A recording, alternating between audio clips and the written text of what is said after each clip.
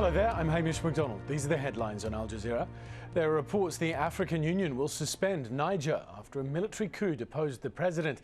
The West African country's new military leaders are promising elections and a return to democracy. A curfew has now been lifted and the country's borders reopened. Well, staying in West Africa, 5 people have been killed and dozens wounded in Côte d'Ivoire after police opened fire on protesters. That's according to opposition officials. It happened in Gagnoa, northwest of the economic capital Abidjan. Yvonne Ndege is in Abidjan. Now, as you can imagine, a lot of the protesters are extremely angry about this.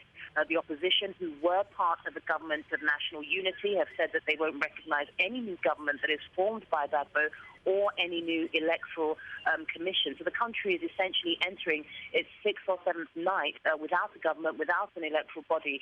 And naturally, as you can imagine, a lot of the people who are supporting the opposition have no choice but to take to the streets in defiance of Gbagbo and that decision that he took. An American Airlines jet became the first commercial airliner to land at the main airport in Haiti's capital, Port-au-Prince, since the quake struck. The United Nations has launched its biggest ever natural disaster appeal. It wants almost $1.5 billion of aid to help Haiti after the earthquake. Ukraine's winning presidential candidate has started a parliamentary motion to get the Prime Minister, also his election rival, removed from power. It comes as Yulia Tymoshenko appeared in court where she's trying to have the election result declared illegal. She claims she lost because Viktor Yanukovych had the vote rigged. Well, Tiger Woods has made a highly publicised TV apology and admitted that he was unfaithful to his wife. The world's #1 golfer says he'll continue to get treatment for his problems and can't say when he'll play again.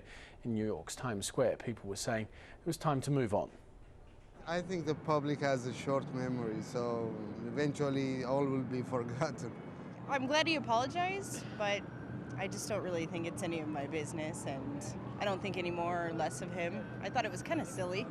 I really couldn't care less about Tiger Woods. I mean, there's real problems in America that need to be dealt with, and I think people should stop focusing on little things like that. Well, the headlines are always being updated on our website. The address is aljazeera.net/English, right there on your screen.